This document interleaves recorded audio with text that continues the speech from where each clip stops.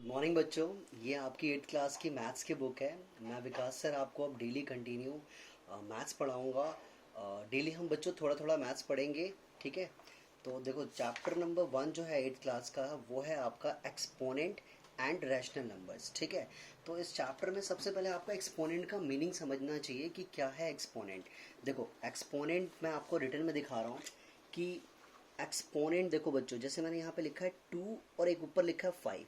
तो जो जो ऊपर वाला नंबर होता है वो हमारा एक्सपोनेंट कहलाता है या पावर भी कहलाता है, यानी कि हम एक्सपोनेंट और पावर दोनों का मतलब सेम ही है।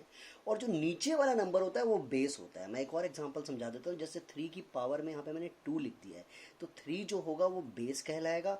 और जो ये ऊपर वाला नंबर होता है उसको हम पावर या फिर एक्सपोनेंट बोलेंगे। तो क्लियर है।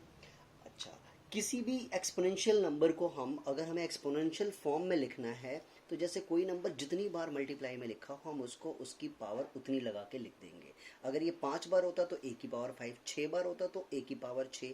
और ठीक इसी तरीके से अगर मुझे किसी को एक्सप्रेस करना है किसी एक्सपोनेंट नंबर को तो उतनी बार ही लिखेंगे। जैसे अगर एक और एग्जांपल मैं ले लूँ कि 2 की पावर में 3 है, तो 2 की पावर 3 का मतलब क्या है कि 2 मल्टीप्लाई 2 मल्टीप्लाई 2, 3 बार इसे मल्टीप्लाई कर देंगे, ठीक है। तो ये मीनिंग होता है एक्सपोनेंशियल फॉर्म का और ये होता है एक्सप्रेशन फॉर्म का।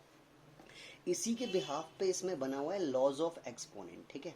तो लॉज ऑफ एक्सपोनेंट्स क्या होते हैं वो आप देख लो।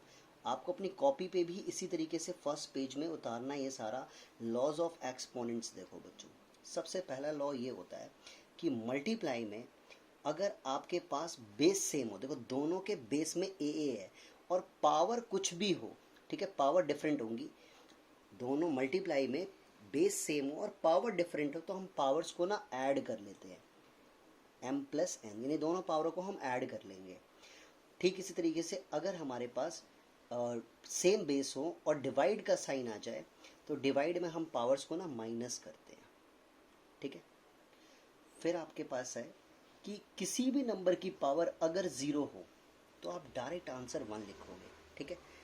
नेक्स्ट है लॉ हमारा कि अगर हमारे पास अगर पावर की भी पावर हो बच्चों, देखो पावर की भी पावर मतलब ए की पावर एम और एम की पावर एन, तो पावर की भी पावर, इसे पावर रूल भी बोलते हैं, तो हम पावर्स को ना मल्टीप्लाई करा देंगे। तो ये 4 बातें हो गई। पांचवा लॉ हमारा ये कहता है कि किसी भी नंबर की पावर अगर नेगेटिव में हो तो हम उसको ना रेसिप्रोकल में लिखते हैं। जैसे ए की पावर -1 है तो मैंने क्या करा, ए के नीचे कुछ नहीं था इसलिए रेसिप्रोकल उल्टा कर दिया, 1/a हो गया है।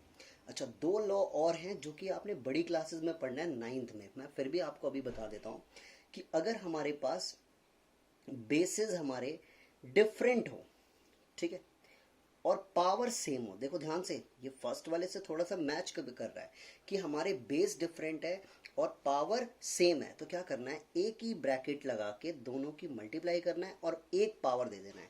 मतलब एक ब्रैकेट में दोनों डिफरेंट नंबर्स की मल्टीप्लाई करनी है बट पावर सेम रहेगा। नेक्स्ट लॉ इसी का अपोजिट है, डिवाइड पे बेस्ड, कि ए की पावर m हो और डिवाइडेड बाई डिवाइड में b की पावर m हो, तो हम उसको फ्रैक्शन में लिख देंगे क्योंकि फ्रैक्शन का मतलब भी इस तरीके से डिवाइड होता है और उसकी पावर सेम लगा देंगे।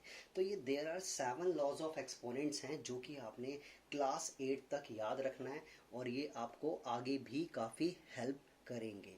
तो एक्सरसाइज में जाने से पहले बच्चों आज का आपका ये काम है कि ये जो शीट मैंने यहाँ पे लिखी है इसको आप भी अपने मैथ्स के रजिस्टर में पूरा कॉपी करो और फिर उसके बाद कल से हम इसकी एक्सरसाइज शुरू करेंगे। तो आप बिल्कुल जो टाइमिंग मैंने बताई है कि 9 से 12 के बीच में आपको डेली इस तरीके से वीडियो एक आएगी, उसको देख के आपको अपनी कॉपी में सारा काम डे बाय डे का नोट करते चले जाना है, ठीक है। Okay, bye.